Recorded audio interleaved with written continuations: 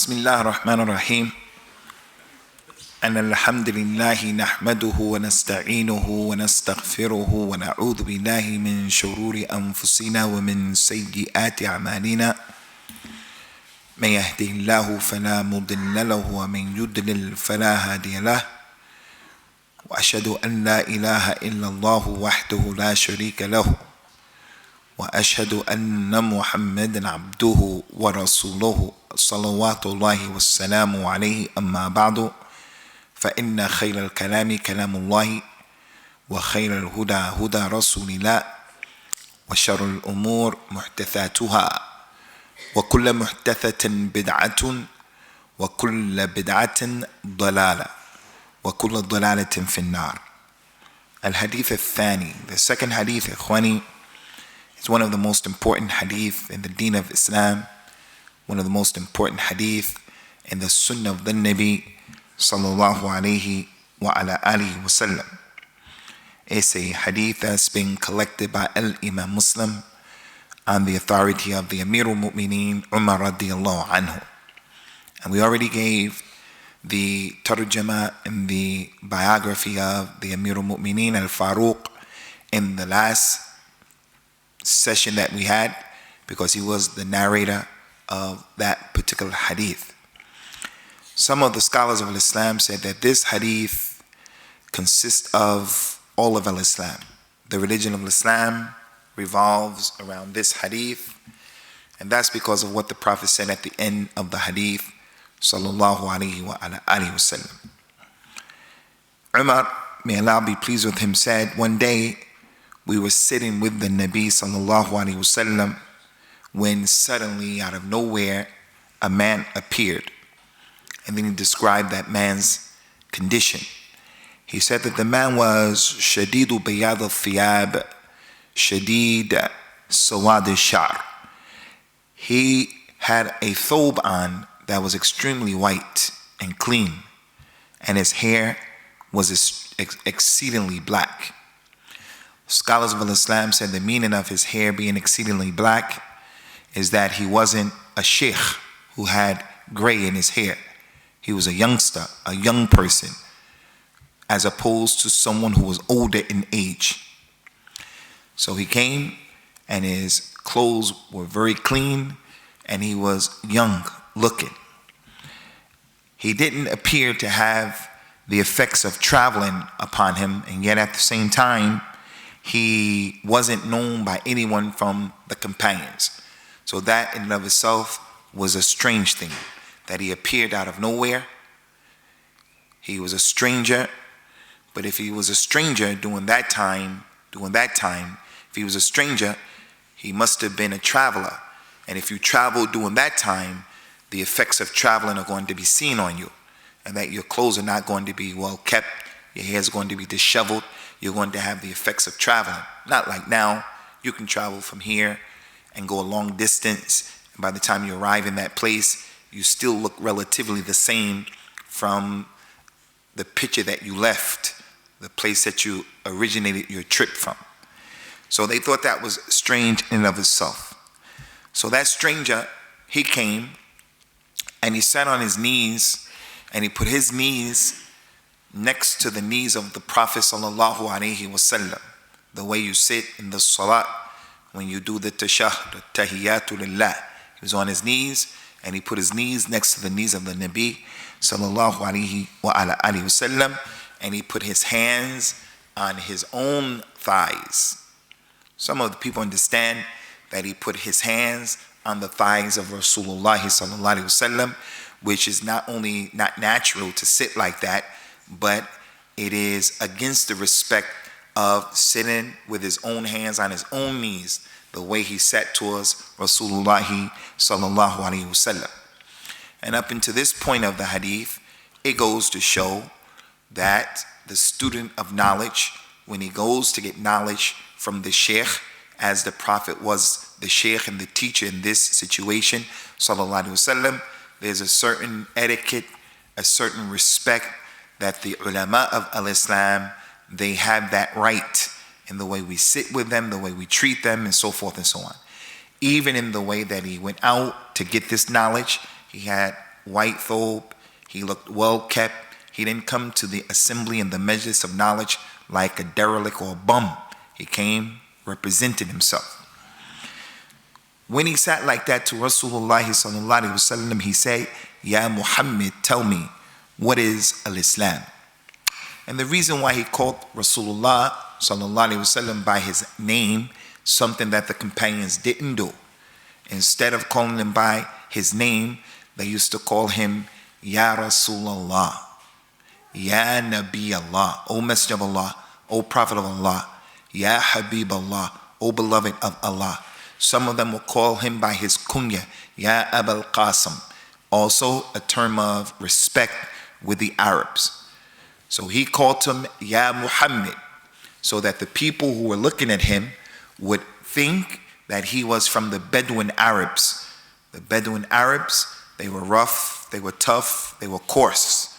They said what they had to say and they got to the point.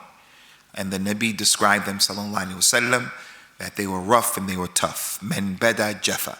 Anyone who comes from the Badia, where they live, in the rural areas, far away from the main city, wherever you happen to be, in Arabia, in Pakistan, in Africa, in Philippines, any people who live far away from the main cities and towns, the people who live in the rural areas far away, they're tough. People come from the mountainous areas and so forth and so on. So Allah Ta'ala told the companions in the Quran, لا تجعلوا دعاء الرسول بينكم كدعاء بعضكم بعضا. Don't call Rasulullah sallallahu alaihi wasallam the way you call each other. Don't call him Ya Muhammad. Don't call him Ahmed. Don't call him Mustafa. Don't call him by his name like that. It's disrespect. لا ترفعوا أصواتكم فوق صوت النبي. Don't raise your voices above his voice. And one of the meanings of that is, don't call him the way you call each other. But this man, he came, he said, Ya Muhammad, tell me, what is Islam? Rasulullah sallallahu alaihi wasallam, upon hearing that, said, Al-Islam is for you to bear witness that there is no God worthy of worship except Allah, and that Muhammad is the messenger of Allah.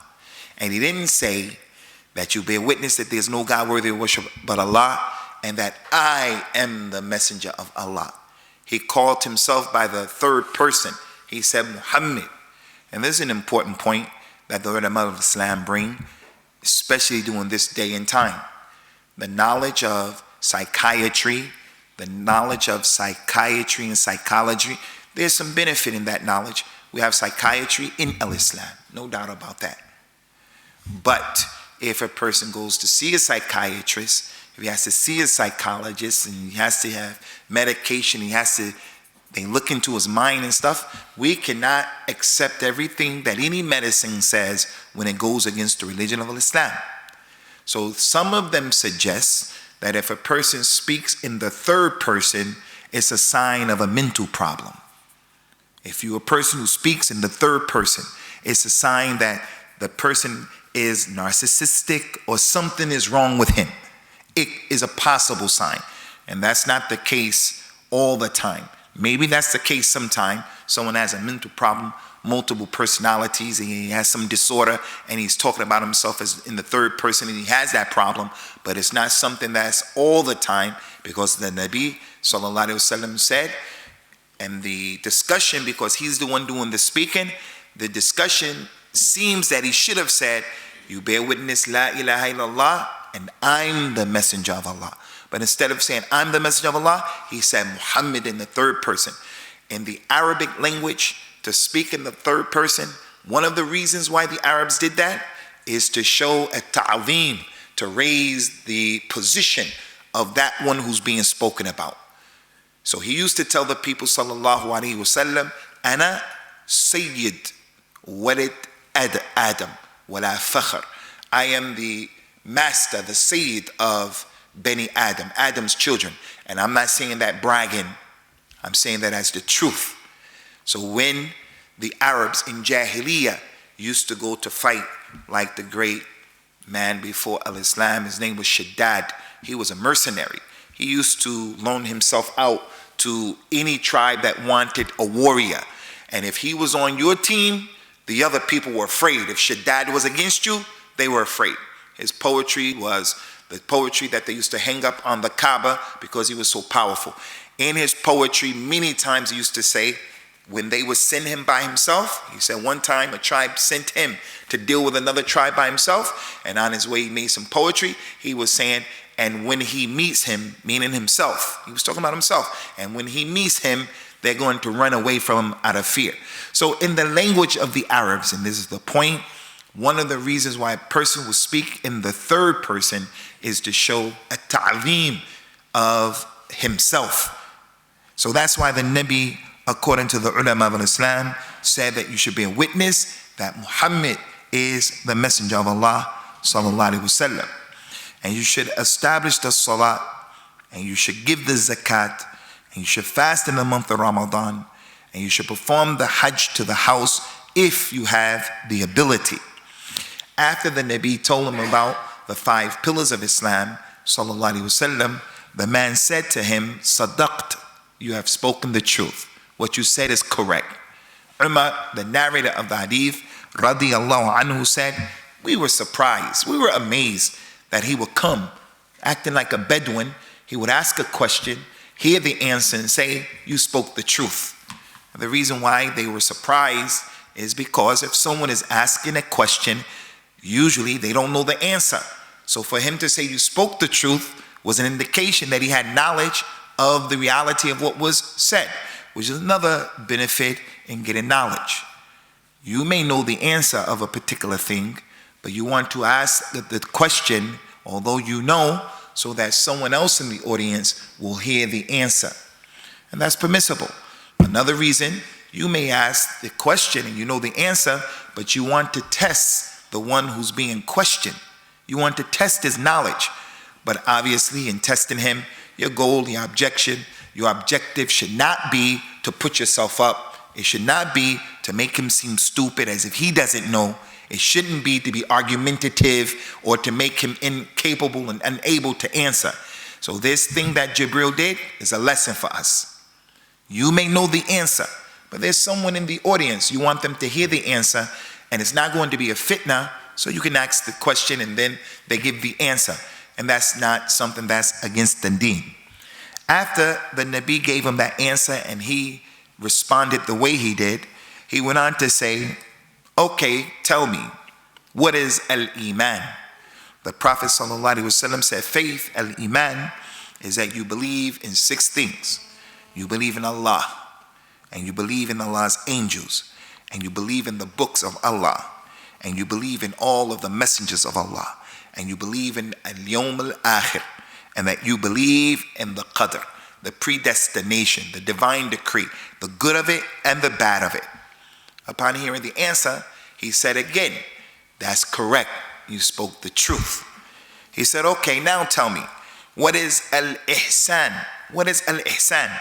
So the first question, what is al-Islam? And then there's the higher level, being a Muslim. After that, al-Iman, being a mu'min. Those 6 issues. Now he wants the highest level of existence. What is al-Ihsan? Who is the muhsin? Al-Ihsan. He says, sallallahu alaihi wasallam, al-Ihsan is that you worship Allah as if you see him. And although you don't see him, you know that he sees you. The man said, okay, tell me now, when is the hour? When is the hour? Yawm al-Qiyamah, the Sa'ah. When is it going to be? Prophet Muhammad sallallahu alaihi wasallam said, the one who is being questioned about the hour knows just as much about it as the one who's doing the questioning. Your knowledge and my knowledge is the same. I don't know and you don't know. So the man went on to say, okay, then tell me, what are some of the signs of the hour? We don't know exactly when it is, but give me some of the ashrat, some of the ayat, some of the amarat, some of the signs that indicate Yawm al-Qiyamah is close. Prophet Muhammad sallallahu alaihi wasallam said, one of the signs is that you will see the slave girl giving birth to her master. And you'll also see the barefooted, naked, impoverished Arabs. you will see them competing with one another in building and erecting lofty buildings that reach high in the sky. After that, Umar radiallahu anhu said, he remained sitting with us for a short while. And then he got up and he just left. After he left, Rasulullah said to me, sallallahu alayhi wasallam, radiallahu an Umar, Ya Umar, do you know who that questioner was? Do you know who that was who just came? Umar said, Allah and his messenger, they know best. I don't know. The Prophet told him, sallallahu alayhi wasallam, verily it was Jibril. He came to teach you your religion. That hadith, ikhwani, unlike the hadith last week, if we wanted to take some time and stretch it out and deal with the different aspects of the hadith, we could have done that, but we made it just one class. This hadith has to take more time in explaining it because of what is embedded in the hadith. As I mentioned, some of the ulama of al-Islam said that this hadith, the whole religion of al-Islam revolves around it. It's from the Jawami' al-Kalim, from the ability that the Prophet has, sallallahu alaihi wasallam, to say a few words, and those words have far-reaching implications, many benefits, many ahkam, many lessons and jewels and pearls to extract from and to benefit as a result of them. This hadith is the second hadith in the 40 hadith of Al-Imam Nawawi. And just like last week's hadith, innamal a'malu binniyat, we told you, some of the scholars, many of them, they started their books off with that hadith. Al-Imam Bukhari started it with that hadith. Al-Imam Muslim started with that hadith. Al-Imam Nawawi, this book. Al-Imam Nawawi in his book Al-Majmu'. Many of the ulama, this second hadith is Al-Imam Nawawi put it as the second hadith. Many of the scholars of the past put this as the second hadith in their book, irregardless of what the book is talking about. A fiqh book, a hadith book, like Al-Imam Muslim made this the second hadith in Kitabul Iman, like Al-Imam Al-Baghawi in his fiqh book of Shafi'i fiqh, but it's also fiqh Muqaran, comparative fiqh, in his book Sharh al-Sunnah, he made this the second hadith. In the book Masabih al-Sunnah, they made this the second hadith. The point is, making the innamal a'malu binniyat the first hadith and this the second hadith, it goes to show how the scholars of al-Islam, the ulama of al-hadith, in their understanding of the importance of al-hadith, it goes to show that this was part of their way, the way of many of the ulama of al-hadith. And that's why I said, Khwani, this hadith is one of the most important hadith in the deen of al-Islam. It's worth studying in detail. It's worth studying in detail. So we're only going to take the first part, his explanation of al-Islam. And even before that, in terms of the benefit of how Jibril came, there's a lot that can be said about how to be a student of knowledge, but we're not going to deal with that. We're just going to deal with what he mentioned in this hadith, sallallahu alaihi wasallam, as a result of Jibril's questions. When the Nabi sallallahu alaihi wasallam answered that al-Islam is to make the shahada and tashhad and la ilaha illallah. The meaning of and tashhad, it means to bear witness with your tongue and to bear witness with your heart that there is no God worthy of worship except Allah Azza wa Jal. It's not just to say with your tongue. So when we give people the kalima of la ilaha illallah when they're about to enter into al-Islam, we should make them understand it's not enough that the person just says la ilaha illallah. He has to understand what it means. He has to say it with his tongue, and he has to believe what it means. That's the shahada. Allah Ta'ala mentioned in the Quran, إِلَّا مَنْ شَهِدَ بِالْحَقِّ وَهُمْ يَعْلَمُونَ. From the conditions of la ilaha illallah is knowledge. And Allah mentioned in this ayah, except those who bear witness with the truth, and they know that there is no God worthy of worship except Allah Azza wa Jal. The kuffar, from the munafiqeen, they used to say la ilaha illallah. They used to say that. They used to say it with their tongues, But Allah Azza wa Jal described the munafiqeen in so many ayahs of the Quran. يَقُولُونَ بِأَلْسِنَتِهِمْ مَا لَيْسَ فِي قُلُوبِهِمْ. They say with their tongues what is not in their hearts. So if it is just a case of saying La ilaha illallah and a person just becomes a Muslim like that, it's not enough. Which brings us to another issue. In order for a person to be a real Muslim, he has to make the shahada with his lisan, and he has to have iman in his heart. And it has to also be manifested on his limbs. But if a person bears witness to La ilaha illallah, if he bears witness to La ilaha illallah, there is an issue. Does he become a Muslim as a result of that? Some of the scholars say yes. Some of the scholars said no. If he just bears witness, La ilaha illallah, some scholars say yes, he's a Muslim because of the famous hadith of what happened with Usamah ibn Zayd radiyallahu anhu when he was fighting the man, and when he got the upper hand over the man and he was about to kill the non-Muslim man, and the man said, I bear witness that there is no God worthy of worship but Allah. Ashhadu an la ilaha illallah. Usama stabbed him and killed him. When the news reached the Nabi sallallahu alaihi wasallam, the Prophet said, Ya Usama, did you kill him after he bore witness La ilaha illallah? He said, yes, Ya Rasulullah. He only said that because he was afraid I was about to kill him.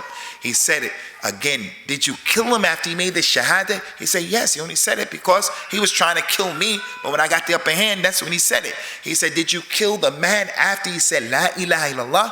Usama said, I wished.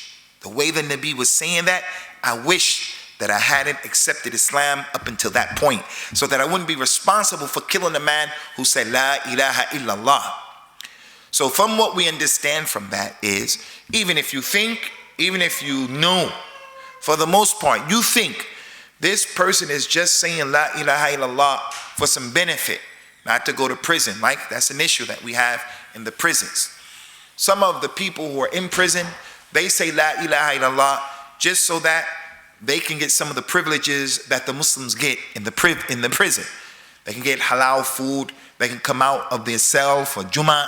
They have the protection of the Muslims. And you know he's your cellie. He's in the cell with you. You know this guy. He is not a Muslim. He doesn't behave like a Muslim. All of his kalam is other than Muslim. Your job, my job, is to judge people based upon what is apparent. Like the hadith of Usama radiyallahu anhu. Usama knew and felt, this man, he was just trying to kill me 1 minute ago, and now suddenly you're going to say that as soon as the sword is over him? But the Nabi taught a tremendous lesson, and that lesson is, your job, my job, is just to judge people based upon what is apparent. There's a hadith that the Prophet says, sallallahu alaihi wasallam, man kana la ilaha illallah akhir kalamihi min ad-dunya dakhala al-jannah. Anyone who the very last thing that he said in this dunya was La ilaha illallah is going to enter into the Jannah. So our job is just to take the apparent. So if a person made the shahada and they came into Islam, we have to accept their Islam with that, but we look at them and we see how they behave, and if we see other than al-Islam from them that disqualifies their Islam, then in that particular issue, we judge him as a non-believer because he's showing us other issues that take him outside of the fold of al-Islam. The second part of Muhammadur Rasulullah. Why is this considered just to be, or why is it considered to be a pillar all by itself? The two kalima, the shahadatain. Two kalima, but it's one pillar. Shahadatain, salat, zakat, som, hajj. Why wouldn't La ilaha illallah be one? And why wouldn't Muhammadur Rasulullah be two? Salat 3, zakat 4, som 5, and al-hajj 6. The scholars of Islam said, here lies the importance of the second part of the shahada. And that the Prophet sallallahu alaihi wasallam made it together with the shahada of Allah Azza wa Jal, because a person can't be a real Muslim until he brings two issues to the table. All of his deeds, all of his actions, his whole existence is going to be judged based upon him having ikhlas in his worship of Allah alone. And number two, having his ikhlas in following Prophet Muhammad indiscriminately, sallallahu alaihi wasallam, without question, because Allah Azza wa Jal sent him and put him in that position. So, La ilaha illallah, there's no one worthy of worship except Allah. There are many people and many things that are worship. None of them deserve to be worshipped except Allah. Muhammad Rasulullah, no one deserves to be followed, obeyed unconditionally, without question, except Rasulullah sallallahu alaihi wasallam. Muhammad Rasulullah, ikhwani, it has some meanings to it, some issues that are important, a number of them. One of them is Muhammad Rasulullah, it means to do what he told us to do. And it is a mistake. It's a mistake when the Muslim, a hadith comes to him and he starts to ask the question, is it wajib or is it mustahab? Is this something that is fard or is something that is recommended? When the scholars of fiqh and the scholars of usul fiqh came with these issues, they came with this distinction in order to make the religion easy for the people. But a Muslim is the individual who, when something comes to him from the Nabi sallallahu alaihi wasallam, he doesn't waste time by being mutaraddid, being a person who's not sure. Before doing it, he says, is it wajib or is it highly recommended? No. He says, the Nabi said it, sallallahu alaihi wasallam, so therefore it's in your best interest. Allah subhanahu wa ta'ala sent down all of those ayat, telling the people, whatever he gives you, take it. وَمَا آتَاكُمْ رَسُولٌ فَخُذُوهُ. It is not befitting for a believing man and believing woman if Allah or his messengers decide an affair for them to have any say-so about that affair. So, Muhammad Rasulullah, it means doing what the Nabi told us to do, sallallahu alaihi wasallam. Number two, it means leaving alone what he told us to leave alone. As the hadith is going to come later on, inshallah, a number of hadith. The Nabi said, there is nothing that will cause you people to come close to the Jannah except that I told you to do it. And there's nothing to cause you to come closer to the hellfire except I told you don't do it. Muhammad Rasulullah, number three, it means don't innovate anything in his religion. Muhammad Rasulullah means don't introduce in his religion something that he didn't give you the authority to bring to the table. Because you have to believe and understand Muhammad Rasulullah, he relayed the message in its totality and he didn't leave a single thing out. Not a single thing. Many things he left out about the dunya. Many things. He told the Muslims, Antum a'lam bidunyakum minni. You know about your dunya more than me. What paint is most appropriate for this room, you know that better than me. That's not my responsibility. You know that better than me. This car and the mechanics of the car, you know about that more and better than Rasulullah sallallahu alaihi wasallam. Computers, you know about that dunya better and more than him. But when it comes to the religion, Rasulullah sallallahu alaihi wasallam did not leave one aspect of this religion, so it's not in need of anyone introducing a single thing. That's part of Muhammad Rasulullah. In his religion, don't add anything, don't take anything away. Muhammad Rasulullah also means, as it relates to him, it means don't attribute to him what he freed himself from. So many things. He told the people, as Allah Ta'ala said, قُلْ لَا أَمْلِكُ لَكُمْ نَفْعًا وَلَا رَشَدًا. I don't have the ability to benefit you people or to guide you people. I'm not the one who guides. I don't have the ability to guide Abu Lahab and Abu Jahl and all of those people who died on other than al-Islam. I only have the ability to make the message clear. From that way, I guide to the Sirat al-Mustaqim, because if you listen to me, you will be guided aright. But me convincing you and giving you the success and the tawfiq of being guided aright, I don't have that ability. So part of Muhammad Rasulullah, ikhwani, is to understand that if a person comes and attributes something to him and about him that he didn't say, he didn't sanction, is against Muhammad Rasulullah. To do the Mawlid is against Muhammad Rasulullah. Hazir Nazir is against. Hazir Nazir being the understanding that some people have that the Nabi sallallahu alayhi wa ala alihi wasallam was omnipresent. At the same time, he's everywhere. He has the ilm al-ghayb, all of the ilm al-ghayb. He didn't die. All of that goes against Muhammad Rasulullah, because there are ample proofs from the Quran and the Sunnah that clearly indicate and show that Rasulullah sallallahu alaihi wasallam was opposed to these statements and these understandings, and the ayat that were revealed negating these things for other righteous people who went before him, like Isa ibn Maryam and Uzair, salawatullahi wassalamu alayhima. After that, the Prophet told him about the Salat, the second pillar of Islam. The meaning of establishing the Salat, ikhwani, it means to establish the Salat mechanically, at the proper time, in the proper place, in the proper mode, in the proper manner. Establishing the Salat. It's not just praying because people pray, but it's not really prayer. As the Nabi told that man, sallallahu alaihi wasallam, go back and pray, because you didn't pray. But he prayed in his mind. The Nabi said, go back and pray, because you didn't pray. And he was praying very quickly. So the Salat, establishing the Salat, it means the mechanics of the Salat.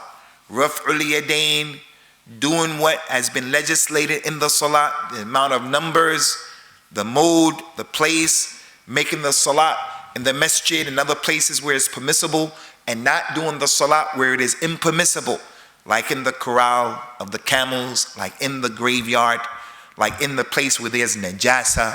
That's iqamatus salat. Iqamatus salat, establishing the salat, it also means the wajib prayer and the nafil prayer. Every prayer that we know of in Islam, Allah Ta'ala called these prayers prayers.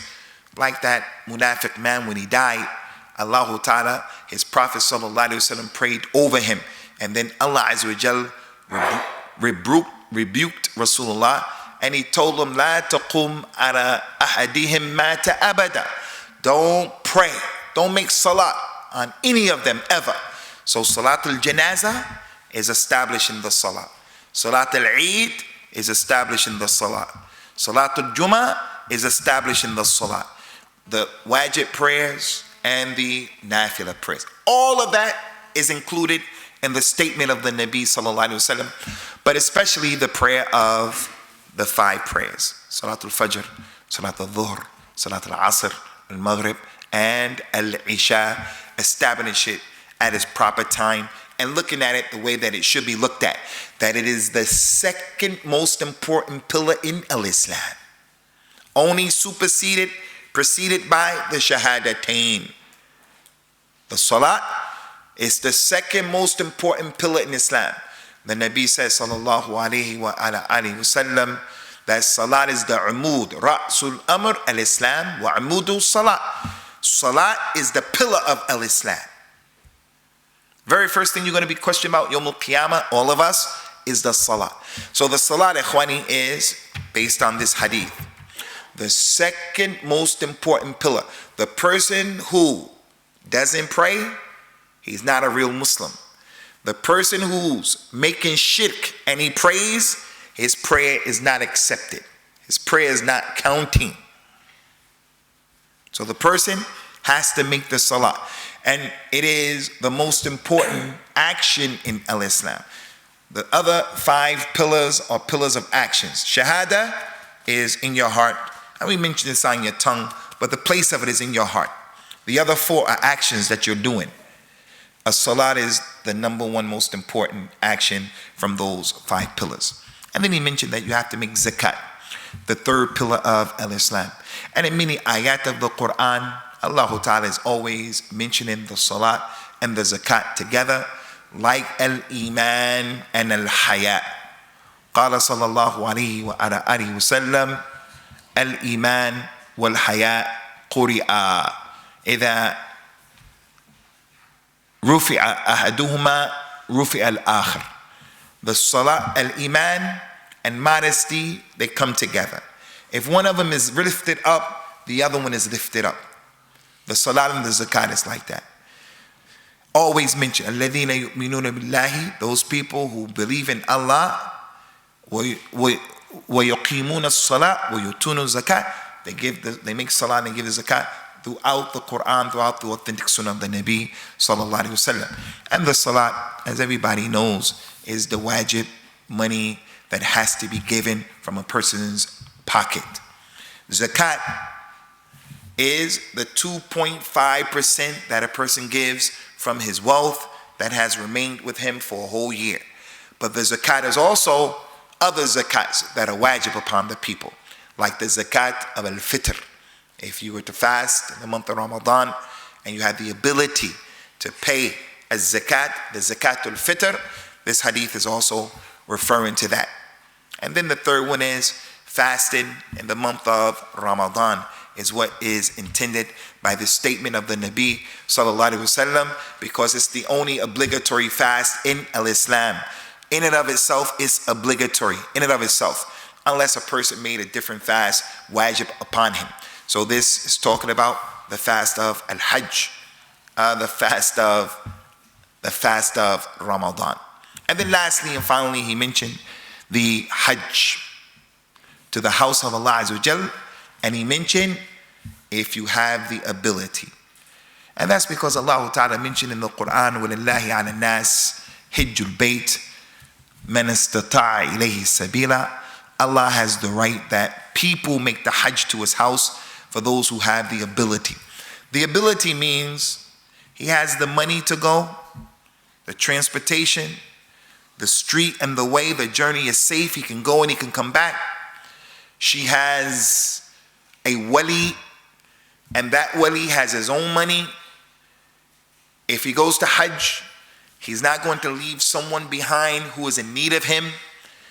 If his mother, his father, his children are in need of him, and his absence is going to bring fitna and problems for them, he doesn't have to make Hajj. If he can line up all of his affairs and organize all of his affairs and go and he can perform the Hajj without creating unnecessary duress and stress and problems on people where the quality of their life is going to be affected, then this Hajj is obligatory upon that individual, man and woman. But if the woman doesn't have a wali, even if she is a millionaire, she never has to make Hajj until she gets a wali. And that wali has to have his own money. If she wants to pay for him, she can pay for him. But it's not an obligation. But if she has the money to pay, she can pay for him. Obviously, that's what she's going to do. But to make the Hajj and she doesn't have the wali is going against what the Hajj is all about, which is the obedience of Allah Azza wa Jalla, and she's disobeying Allah. There's a big ikhtilaf and difference between the scholars. Is the Umrah wajib and included in this hadith, the Umrah? Some of the scholars said no, the Umrah is not wajib, but the majority of the ulama, the Jumhur, the majority of the ulama from all of the madhabs, they say that if a person, the conditions of being ready to go to Mecca are fulfilled and they found in him, then he has to perform Umrah even before Hajj, because he has the money, and there are a number of commands from the Nabi sallallahu alaihi wasallam telling people, hurry up and come to this house. He didn't just mention Hajj. He told the people, sallallahu alaihi wasallam, hurry up and come to this house before it's lifted up and you won't be able to come. Because one of the signs of Yawm al-Qiyamah is that an Ethiopian man whose legs are bowed, he walks like a cowboy, he's going to come and he's going to dismantle the Kaaba brick by brick, and people won't perform Hajj. They won't come to the Kaaba for Umrah because there won't be a Kaaba. So he told the people, sallallahu alaihi wa ala alihi wa sallam, hurry up and come to this house. And he didn't say make Hajj, he just said hurry up. So it includes Umrah as well. So the majority of the ulama, based upon those many hadith in which he told people, hurry up and come to this house, because one of you doesn't know if he's going to be prevented by sickness or poverty of coming for the next year. And he didn't mention hurry up and make Hajj. So therefore, the majority of them are of the opinion that if you have money, you have good health, you've lined all of your affairs up, and you have the ability to make Umrah, go ahead and make Umrah as soon as possible, because it is the haqq that Allah Azza wa Jal has upon you. But again, some of the ulama of Islam said, no, the Umrah is not wajib, but what's wajib upon the individual is to perform Hajj. Ala kulli hal, whatever the case is, if you have the money right now, Abdullah, and you want to perform the Hajj, and you want to save your money for the Hajj, that issue goes back to you. But I would advise you, go to the Kaaba, because one of the benefits of the Kaaba is that it increases your wealth. If you spend wealth, fi sabilillah, especially in ibadah like going to his house, Allah Ta'ala, his prophet said that coming to the Kaaba, it takes away a person's sins, and it also enriches the individual. So go ahead and make the Umrah ASAP. So we're going to stop here. The first third of this hadith, the first part of this hadith, the arkan of al-Islam, and what was mentioned in the description of the way Jibril came, salawatullahi wassalamu alayhi. So if you brothers have any questions, or the sisters, you can send your text messages to Brother Ajmal, and you brothers could put your questions forward. هل عندكم شيء؟ تفضل. First question.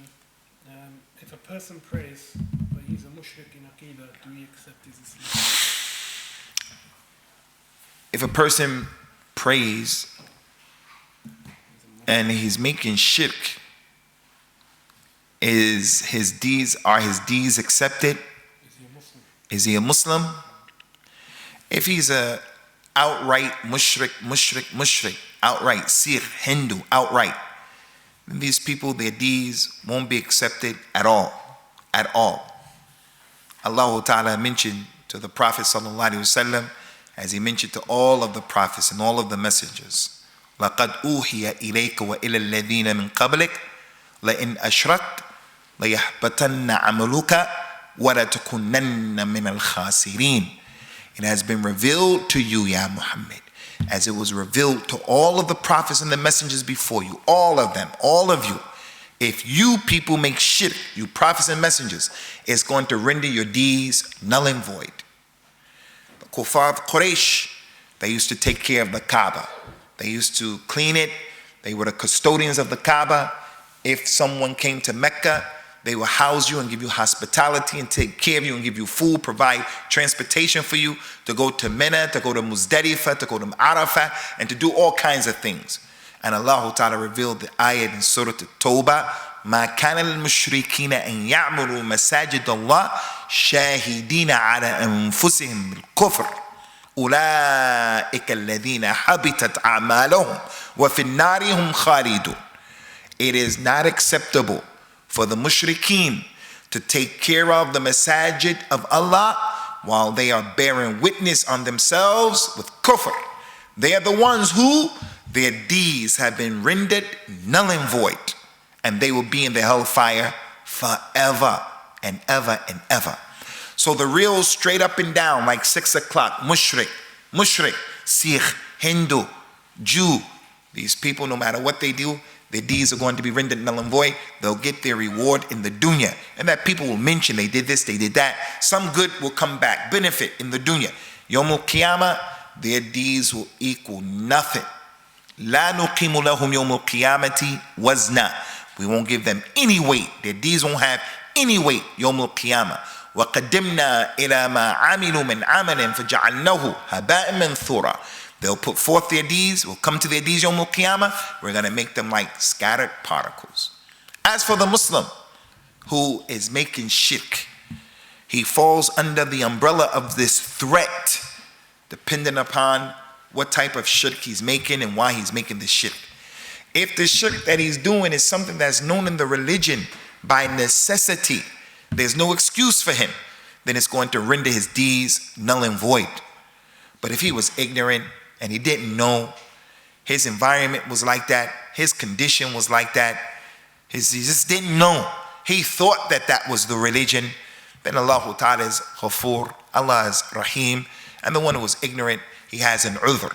So if a person makes shirk and he knows what he's doing and it's known from the religion with necessity, he worships other than Allah, it renders his deeds null and void. If he has a reason, he has an excuse, he didn't know, he thought that was the religion, that's what he thought. Even some of these arkan, The Prophet told the people sallallahu alayhi wa ala alihi wasallam in an authentic hadith, يدرس الإسلام كما يدرس وش الثوب ويسرى على القرآن في ليلة واحدة حتى لا تبقى في الأرض منه آية ويبقى من الناس شخصان الشيخ وعجوز يقولان لا إله إلا الله وجدنا عليها آباءنا.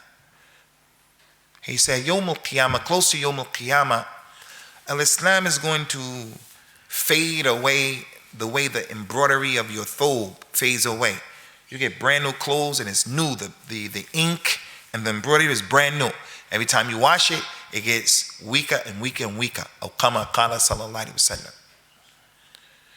He said this is going to fade away.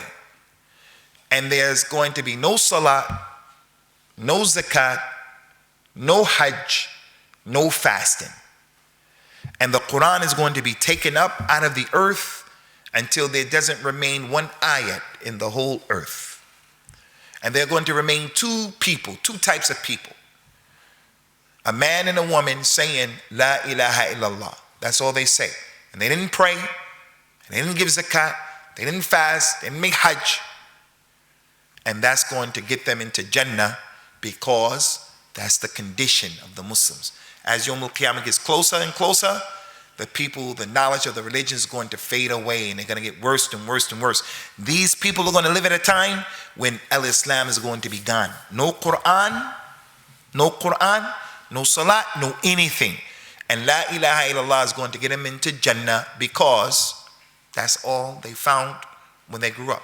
They say, we found our fathers saying La ilaha illallah, so we're saying it. That's all they had. Their fathers weren't praying and so forth and so on, and they're still going to go into Jannah. The narrator of the hadith, Abu Dhar, he said, Ya Rasulullah, and they're not praying? Rasulullah said, and they're not praying. He said, they're not praying? And they're going to go to Jannah? He said, they're not praying. The third time, and they're not praying? The Nabi said, Naam, Raghma Anf Abi Dhar, despite the nose of Abu Dhar, because Abu Dhar found it difficult to comprehend. How can they go to Jannah and they're not praying? No zakat, no. He said, despite you understanding the night, despite your nose, they're going to the Jannah. But that's talking about a group of people who are living before Yawm al-Qiyamah, because when Yawm al-Qiyamah starts, you won't find anyone in the earth saying Allah, Allah.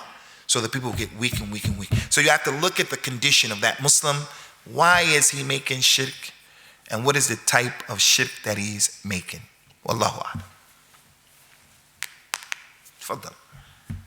If a Muslim believes in the pillar of prayer, but due to laziness and negligence, he does not pray, is he a kafir? Akhi Zahid, there's a big ikhtilaf between the scholars. The one who abandons the salah, is he a kafir? He's not a kafir. What all of the scholars agree upon is abandoning the salah intentionally or unintentionally. He just leaves it, or because of laziness.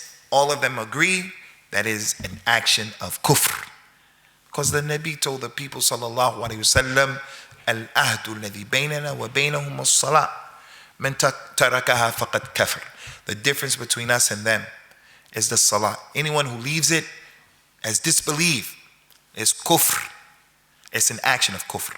But some of the scholars, they said the one who abandons it out of laziness and negligence, he's not a kafir, provided that he believes I'm sinning and this salat is wajib and I'm making a mistake.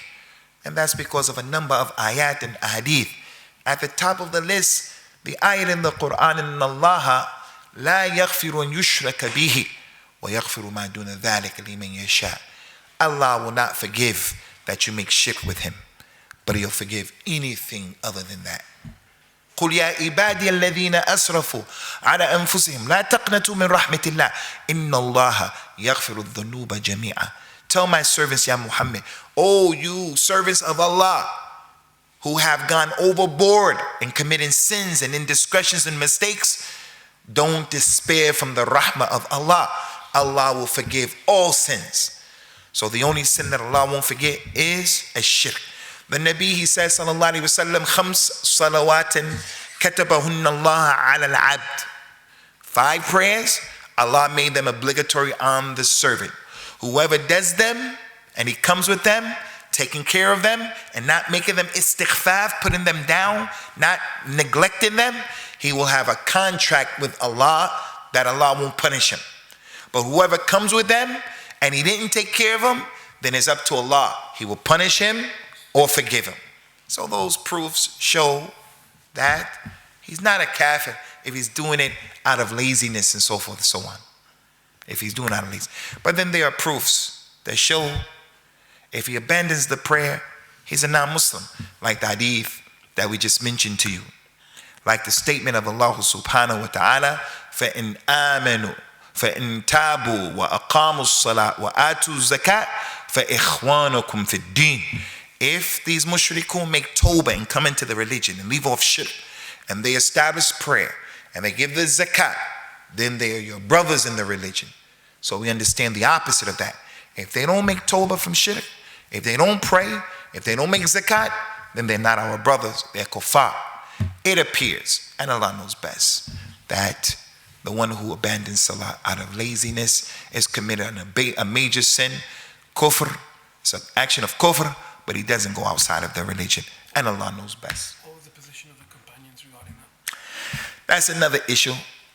There was a tabi'i, his name is Abdullah ibn Shaqiq al-Uqayli, tremendous tabi'i, learned from over 30 of the companions. He said, rahimahullah ta'ala, ma kana ashabu rasulillahi sallallahu alayhi wa sallam yarawna shay'in min al-a'mal tarkuhu kufra ghayr as-salah. The companions of the Nabi sallallahu alayhi wa sallam did not see the abandonment of any deed as kufr other than the salah. So if the person didn't make jihad, they made excuses. If the person didn't wear hijab, they made excuses. If the person didn't fast, they made excuses. But if they knew this person is not praying, they said this munafiq, kafir. And this athar, this statement of this tabi'i, if we are people who follow the salaf, it's one of the arrows that's in the neck and the side of the people who say, if a person abandons the salah out of laziness and negligence, he's not a kafir. If we follow the companions looked at people who didn't pray as kuffar. But then the other side of the story is, if everyone who didn't pray was a kafir, the majority of this ummah, kuffar. The majority of the people who we know are kuffar. Because our relatives, our friends, our wives' relatives, they don't pray. So is that conceivable? That the majority of the ummah of Islam are kuffar? So it's an issue of ikhtilaf. Person takes what he thinks is the strongest position. Wallahu alam. If the majority of the ummah doesn't pray.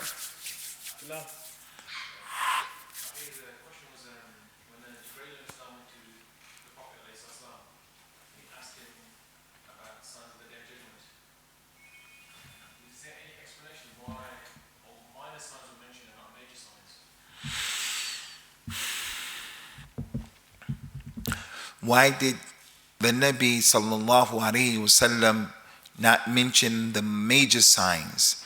He mentioned the minor signs. Everything that was mentioned in this hadith are from the minor signs. So why didn't the Nabi sallallahu alayhi wasallam mention the major signs, the Dajjal, the Dukhan, the Dabba, the 3 earthquakes, the sun coming up from the east? Why didn't he mention Isa ibn Maryam, the Dajjal? Why didn't he mention any of these issues? The sun coming up from the west. Why did he not mention some of those major signs? Allahu alam. But in this mawqif, the scholars usually use this makhraj or explanation, and that is, maybe the Nabi himself didn't know about those things at this point, sallallahu alaihi wasallam. When Jibril came, the Nabi doesn't know the ilm al-ghayb. He knew things as time went on. Allah revealed to him things as time went on. So this would suggest that Jibril came in the latter stages because he mentioned the 5 pillars of Islam. Hajj. And that was the last pillar made obligatory. So it's definitely in the latter stages. But it's not an indication that he knew about all of those major signs. So Allah Ta'ala knows best. Maybe he didn't know at that particular time. Allahu Alam.